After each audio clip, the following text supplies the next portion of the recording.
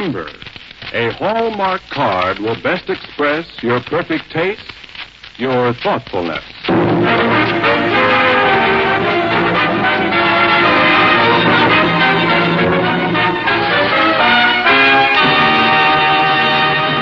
The makers of Hallmark greeting cards bring you a true and deeply moving portrait of an unforgettable man.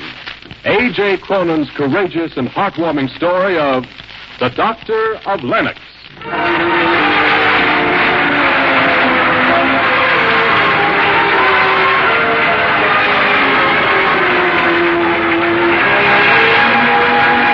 and little, folks everywhere are talking about the new fun-provoking Hallmark dolls. Children love to collect them.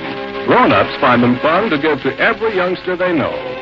If you haven't heard about the new Hallmark dolls, listen carefully. We'll tell you all about them in a few minutes.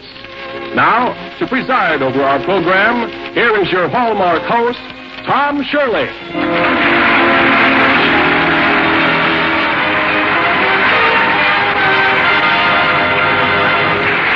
Thank you, Ron Wilson, and good evening, ladies and gentlemen. 8 years ago in the Reader's Digest, A.J. Cronin wrote a story he called The Most Unforgettable Character I Ever Met. It had such appeal that the Reader's Digest followed it with other stories about unforgettable people. People in the byways of life who, for a little while, made something beautiful of the place they occupied. We've all read and loved them, but no character ever quite surpassed Cronin's original story about the Doctor of Lennox. I have never known anyone like the Doctor of Lennox, or if I did, I failed as others failed to recognize him when he passed. He passes our way tonight, and I promise you a thrill as you hear a story played by our superb cast of actors. Carl Swenson as the Doctor, a brown-eyed youngster named Ronnie List as the boy, and Ian Martin as A.J. Cronin. Come with us as the makers of Hallmark greeting cards present on the Reader's Digest Radio Edition a story you will be richer for having heard. The Doctor of Lennox.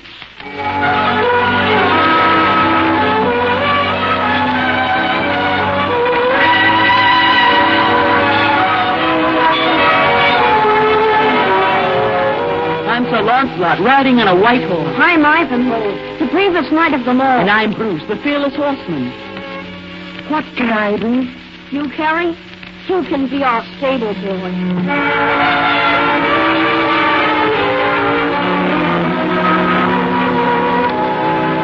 To my way of thinking, the most unforgettable character I ever met is not some famous statesman, soldier, or tycoon.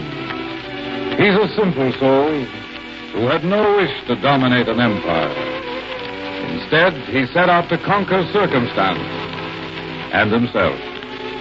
I first knew him as a boy, small, insignificant, and poor, very poor. A lad whose mother was a scrub woman, and a playmate who was barely acceptable to the select band of adventurous youths of which I was a member. Look at him, Jay. He's going to fall on his face in a moment. Oh, don't laugh at him, Chisholm. It isn't nice to make fun of people's infirmities. But he's so funny. Every time he tries to run, he bobs up and down like a hobby horse. Wait for me. Yes. Come on, Carrie. Start them, Carrie. We don't want any stragglers on our side. Sorry, Chisholm. Sorry, I kept you back. Well, don't sputter about it. There isn't time. You sputter enough with your legs. It's this old boot. It weighs a ton. Why do you wear it? It seems to me you do so much better without the fool thing. Oh, no, I couldn't run at all without it. My left leg is so much shorter than the other. Well, let's keep them moving, old dear. We'll be out of the game for fair if we don't hurry along. You go first, Carrie, through the woods. Your speed won't hold against us so much in there. Brilliant idea, Jay. Yes, an excellent idea. Well, get on, get on. I'm going. You won't have to stop for me anymore. I'll say we won't. We can get rid of the little beggar now. What do you mean? Let's go the other way, across the field to the swimming pool. And leave poor Teddy behind? Well, why not? Come, let's get away before he tags onto us.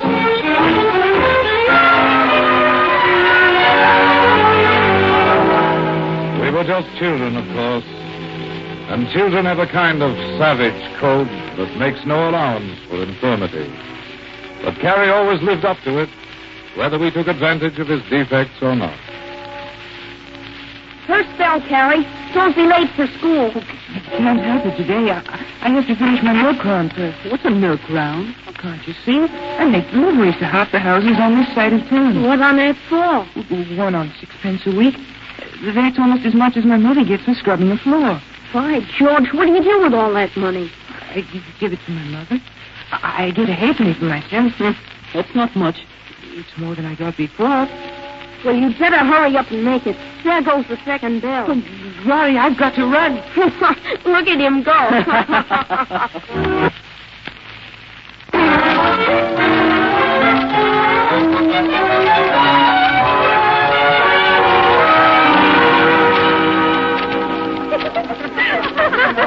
Attention, please. The class will please pay attention and be quiet until I finish calling the roll. Chisholm. Yes, sir. Cronin. Yes, sir. Dawson. I said Dawson. Caddy Dawson isn't at school this morning. Not yet, sir. Here. Kindly conduct yourselves in a gentlemanly manner. The Master Dawson is being truant deliberately. Here comes now.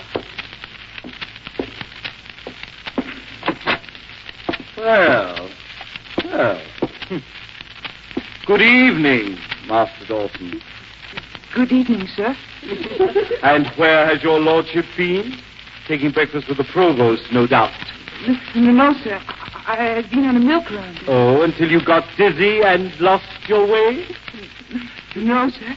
The dairyman was late and... Sit down, Dawson, and take a demerit. If we stop to listen to your excuse, we'll be here all day.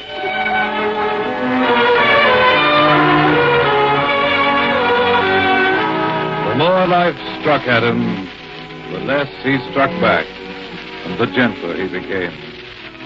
He loved the woods and moors and the wild things that lived there, and nothing made him happier than tending some sick or maimed creature he'd found in his wanderings. Look, Chisholm, there's a robin. Let's catch him. Oh, no. Please, he's hurt. He'll injure himself trying to get away. Look out, Carrie. I'll sneak up quietly, and then I'll grab him from behind. Quick, Jay, after him. He's getting away. Oh, it's no use, Chisholm. He runs away from me, too. That's because you don't tell him you're his friend. How does one do that exactly? Well, I suppose it's a kind of a language you talk. Only you speak it with your heart. How? Yes. Show us, Carrie. All right. I've done this lots of times. Yeah, now, don't be afraid, boy.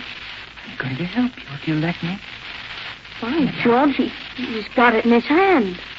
Yeah, what is it, fellow? Your wing? Oh, did you twist your wing now? What are you doing, Caddy? Helping him. If I had a piece of thread and the thin twig, I could fix it so he'd fly again. How do you know so much about all this? Oh, I've been studying. I like healing things. What for? It'll come in handy someday. You see, I'm going to be a doctor.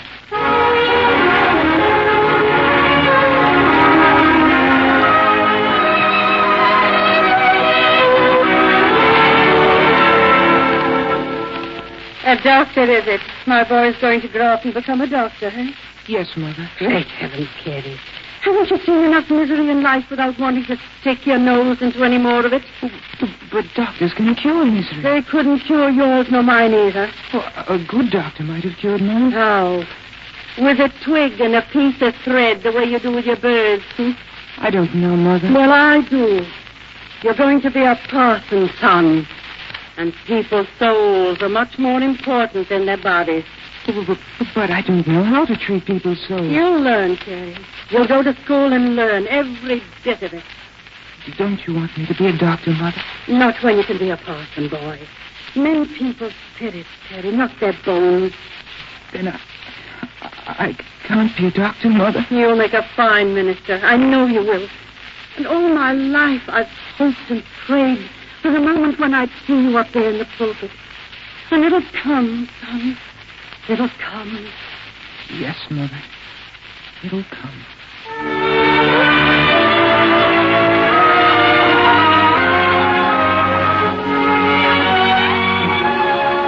Here, boy, fix your tie and brush your hair down. This isn't form school anymore. You're entering college now as a student of divinity.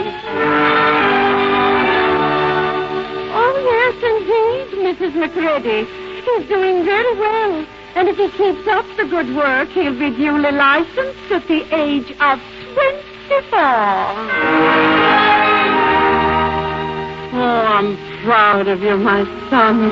The whole town is proud of you. And Mr. Glenn says he's going to make you his assistant at the parish church.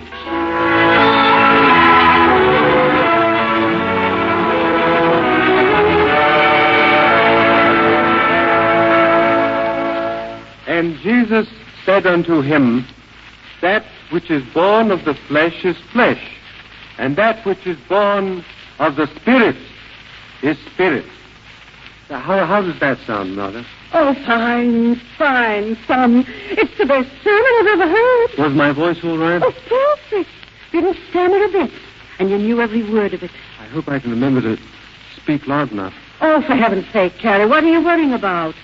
For the first sermon, that's a great deal better than anyone will expect. But it isn't a first sermon, Mother. It's a trial sermon. Well, it's the same thing, isn't it?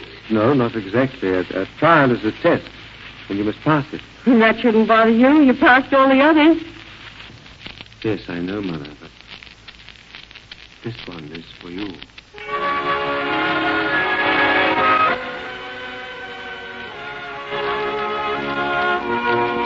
The trial sermon was a trial indeed for the newly ordained minister who ascended the pulpit of his parish church for the very first time. My text today is from the Gospel according to John, chapter 3, verse 6. That which is born of the flesh is flesh, and that which is born of the Spirit is spirit.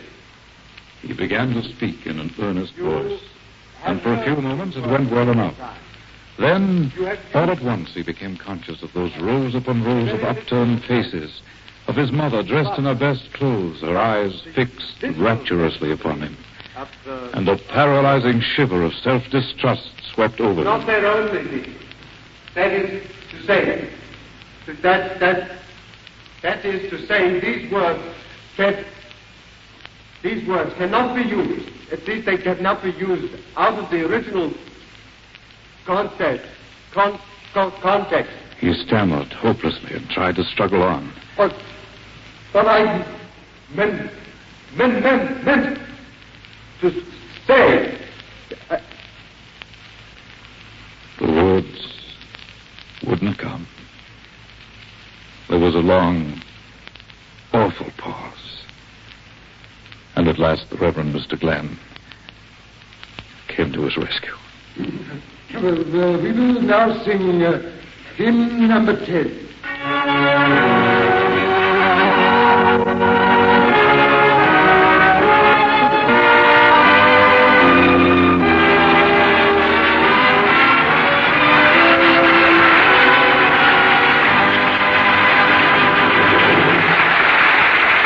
We'll be back in a moment with the second act of tonight's drama, presented by the makers of Hallmark greeting cards from the pages of the Reader's Digest, America's favorite magazine. Now, here's Tom Shirley. Introduce your youngsters to this brand new kind of fun. Give them Hallmark dolls. They're the newest idea in greeting cards, but more, they're 8 lovable dolls straight from the land of make-believe. Cinderella, Boy Blue, Little Bo Peep are just a few. See all 8 Hallmark dolls tomorrow. They stand up, they're gay and colorful both front and back, and all wear bright plumes in their hats. Inside each Hallmark doll is its own story and rollicking rhyme. Just to show you one reason children have so much fun with Hallmark dolls, listen to our little Peg read the story of Cinderella. Little Cinderella was a stepchild, and they say that all her wicked family treated her that way. And when the prince decided it was time he had a bride, he gave a ball for all the girls throughout the countryside. Poor Cinderella didn't have a single dress to wear, and so she stayed at home and cried and wished she could be there. But then a magic fairy said, "Now there, child, don't you cry. I'll wave my wand and change things in the twinkling of an eye." So Cinderella's rags became the grandest dress she'd seen. Her slippers turned to lovely glass, and she looked like a queen. Be back by 12. The spell is broken then. And all your pretty clothes will turn to rags again. And when the prince first saw her there, he asked if she would dance. And after that, no other girl had even half a chance. But when she fled at 12 o'clock, the prince was in despair until he found her slipper that she had lost upon the stair. And then he summoned all his men and told them what to do. Search all the kingdom, find the girl whose foot will fit this shoe. And when he found his princess, they were married right away and lived happy ever after. So the fairy stories say. Well, thank you, Peg. Folks, that's just a sample, for inside every Hallmark doll is its own story told in the same delightful way. It may surprise you, each Hallmark doll costs only 25 cents. How else could you give so much pleasure for so little money? See Hallmark dolls soon. Send them often to every youngster you know. And now, back to the Doctor of Lennox.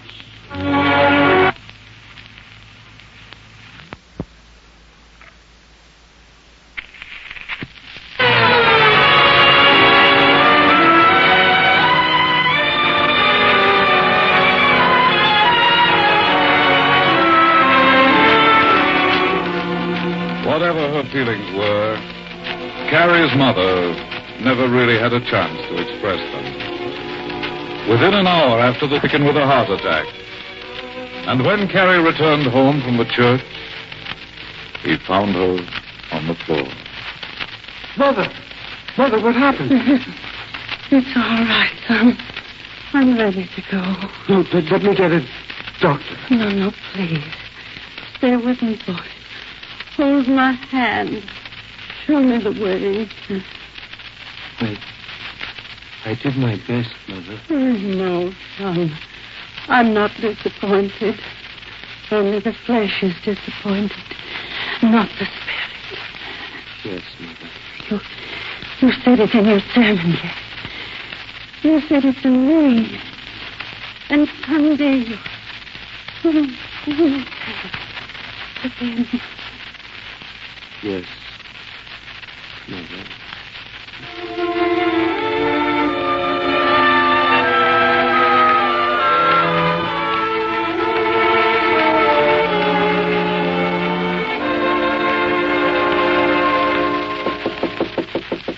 Come in.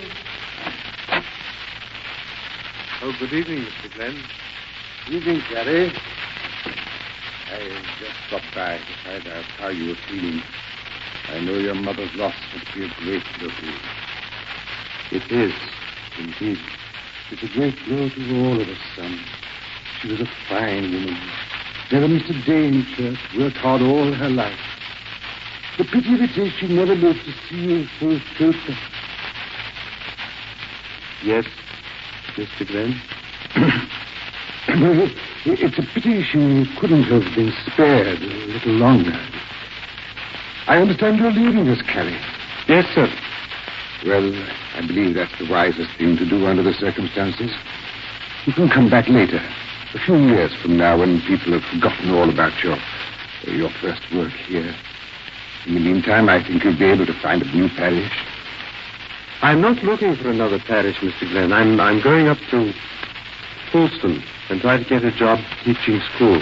Well, you mean you're leaving the ministry? Well, I think it's the... Yes, don't you? Oh, I wouldn't say that, just because... Well, I wasn't meant to be a parson, Mr. Glenn. I can't reach out to people by talking to them from the pulpit. I can't say the words. You'll find a way, Carrie. No, not with words, Mr. Glenn. You see, if there is any way at all, I must say it with a thin twig and a piece of thread.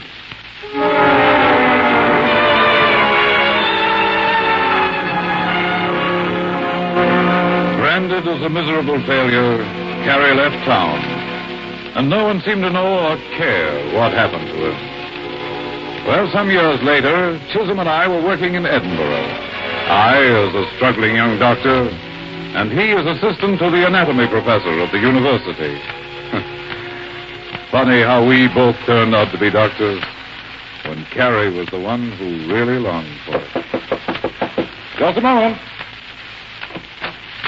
Ready for dinner, old boy? Well, Chisholm, I didn't expect you so soon. Come in, won't you? It'll just take me a minute to change the shirt and put on a tie. No hurry. Well, what's new at the university? Oh, the usual thing. Class is getting larger all the time. You boys getting mixed up. Oh, I say I completely forgot. Guess whom I've got for a student in the laboratory? No, who? Our old boyhood friend, Carrie. Dot and Carrie. Well, for heaven's sake, what's he doing in your class? Studying medicine. Imagine at his age starting out to be a doctor. What do you mean at his age? How old is he? 30 at least. Alongside of the other students, he looks like a grandfather. Well, what do you know about that? Carrie, studying to be a doctor. Don't be so pleased about it, Jay. He's just as much of a misfit as he always was. Hobbling along, stuttering. The other students don't even bother to talk to him. Honestly, it's pitiful. Poor chap. I say, where's he staying? Oh, I don't know. Some dreadful place over near the river. Why? Well, I'd like to see him. And make him even more miserable than he is? Oh, on the contrary, Chisholm, we might be able to cheer him up. At least it's worth a try. Jane, now, come along, Chisholm. Let's go over there.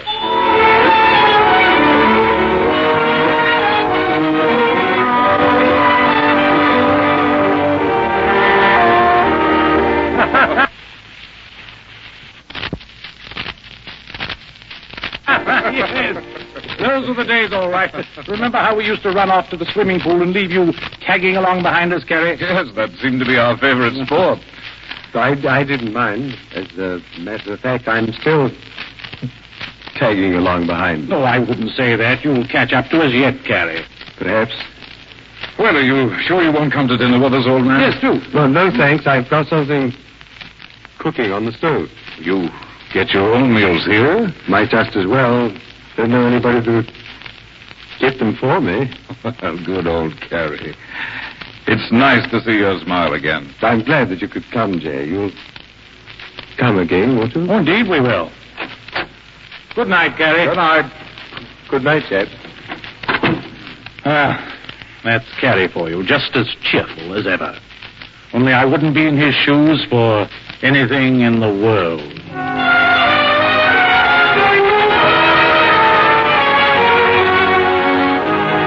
The years slipped by, and I lost touch with Carrie. However, I did see much of Chisholm, who was a member of Parliament now, and just a bit tired of the strain of his new responsibility. I've simply got to get away, old man, if only for a couple of days. I've got to get away from this constant pressure here. Well, I could do with a bit of a holiday myself. Then let's go, Jay. Up to Lennox, perhaps. The food will be vile, but the fishing is awfully good this time of year. Lennox sounds fine to me. Very well, then we'll go. I'll have my secretary get us accommodations at some out-of-the-way inn. And for 3 glorious days, we'll forget all about this horrible business of living.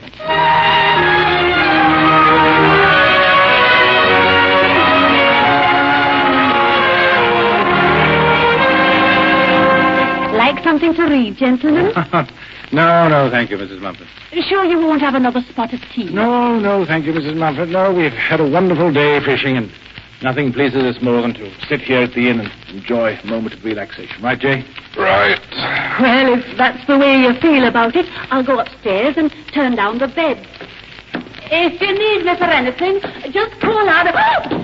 Mrs. Mumford. Oh, my arm. What happened, Mrs. Mumford? Oh, full stairs. I've slipped on them and broken the arm. No. Just be still a moment. Let me look at it. No, please. It isn't broken, Mrs. Mumford. You've dislocated the shoulder. Oh, don't touch it. Perfectly all right, my dear woman. We're both doctors. I don't care. I won't let you touch me. I have my own doctor. There's no reason for you to suffer until he gets here. We can put the arm back into place and you won't have so much pain. No. I'll send for my own doctor. He's right here in the village. He's a great deal better than any London man. But, Mrs. Mumford, there's No. I swear by our doctor. He's the only one in the world that I'll allow to treat me.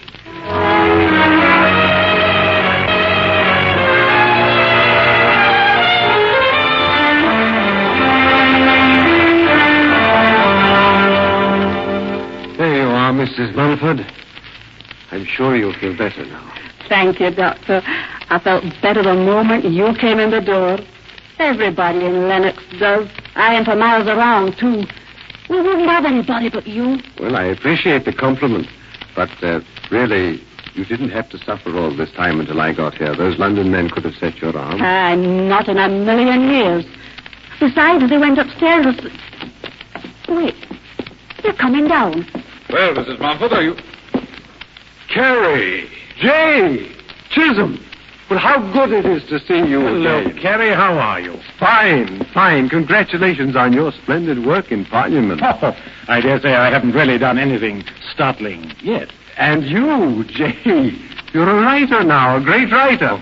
Well, I am certainly proud to know you both. Well, we're proud to know you, Carrie. But you've changed so, old man. I hardly would have recognized you. Oh, I'm not so different, really. Well, what are you doing here? In Lennox, I mean. Why live here? Oh, up in the Highlands, so far away from everything? I like the Highlands, Chisholm. But what do you do for a living? Do? Good heavens, don't you know? He's the Doctor of Lennox.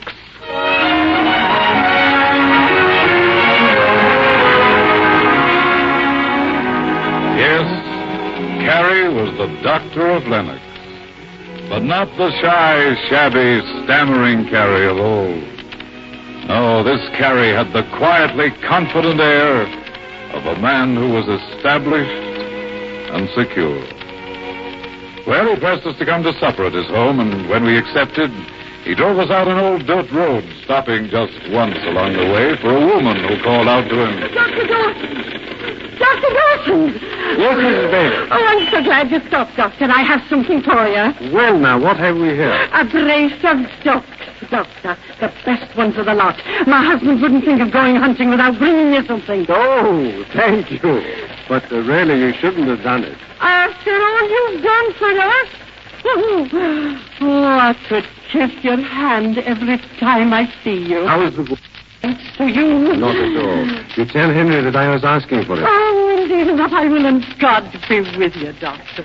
Goodbye, Mrs. Bailey.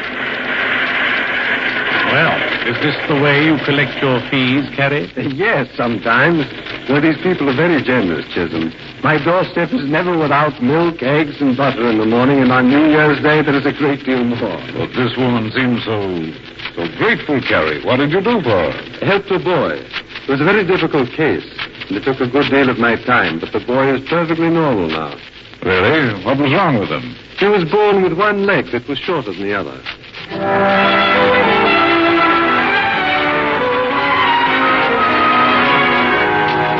This indeed was the Doctor of Lennox, loved by all, and loving the work he was born to do. And now in his rightful place, he was poised and serene. At dinner that night, when we met his pretty young wife and two lovely children, Chisholm took me aside and remarked, Looks as though the little man has found himself at last. You know, there's something patronizing about the way you say that. After all, Carrie is a remarkable man. A man who's won through to victory by refusing defeat. Others have done the same. Oh, come now, Chisholm. Tell the truth. As a member of Parliament and a junior minister into the bargain, which would you rather be? Yourself or the Doctor of Lennox? Confound it, old man. Why do you rub it in? You know the answer.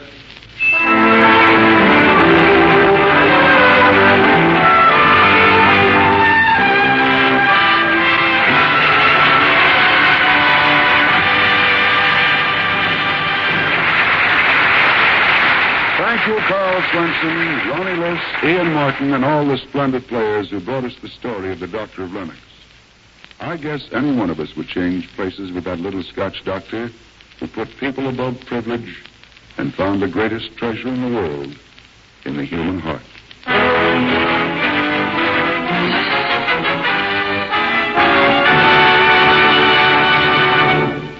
Hours of vacation fun await the lucky youngsters who collect Hallmark dolls. So start your collection, start your children on this new collecting adventure. Send them Hallmark dolls. Remember, Hallmark dolls are only 25 cents apiece. So see them soon, send them often. Remember Dad, too, on his day next Sunday. Send him a Hallmark Father's Day card to show him you haven't forgotten. You are cordially invited to be with us again next week at this time. If you enjoyed tonight's show, won't you please tell your friends about it and ask them also to tune in for next week's program sponsored by Hallmark Greeting Cards? At that time, you will hear a poignant and challenging true story of a man who believed in the goodness of all and a boy who almost changed his mind. Another fine dramatic program brought to you by the makers of Hallmark Greeting Cards. The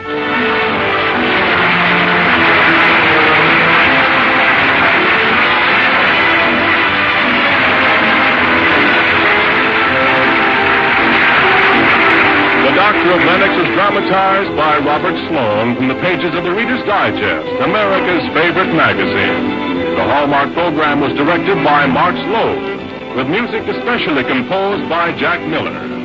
To be doubly sure of the finest quality, always look on the back of your cards for those 3 identifying words, a Hallmark card. This is Ron Lawson speaking for the makers of Hallmark Greeting Cards. Buy Hallmark dolls where you buy Hallmark cards. Remember, a Hallmark card will best express your perfect taste, your thoughtfulness.